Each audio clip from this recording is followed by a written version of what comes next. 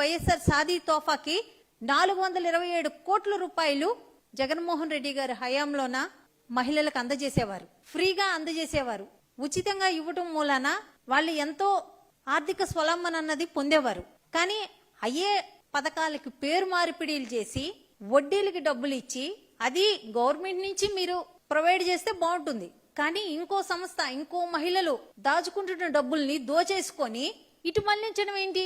అసలు ఇంతకన్నా దుర్మార్గం ఏమైనా ఉంటదా? ఇంతకన్నా దాష్టికం ఏమైనా ఉంటదా? ఇదేం పాలన? మహిళల్ని పూర్తిగా మోసం చేస్తున్నారు.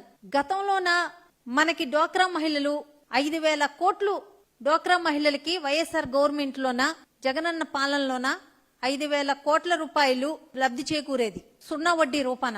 2014 నుంచి 19లోన ఈయన ఎంత ఎగ్గొట్టారా మహిళలకేనంటే 571 కోట్ల రూపాయలు ఈయన రుణమాఫీ చేస్తానని ఎగ్గొట్టడం జరిగింది చంద్రబాబు నాయుడు గారు. అదే జగనన్న వచ్చిన తర్వాత 4 ఏళ్లలోన మహిళలకు అందజేసింది మొత్తం లబ్ధిదారులు 3,86,82,882 మంది లబ్ధిదారులు మనకుంటే వాళ్ళకి 4,969 కోట్ల రూపాయలు లబ్ధి చేకూరింది ఇదే సున్నా వడ్డీ పథకం ద్వారా.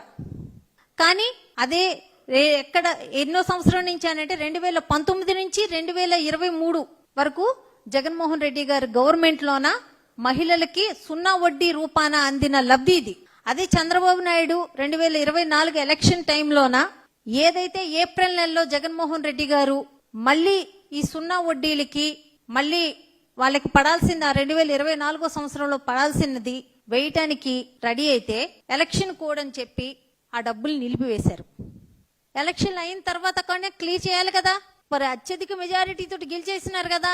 ఇప్పటికి 2వ ఏడే కూడా కంప్లీట్ అయిపోవస్తుంది.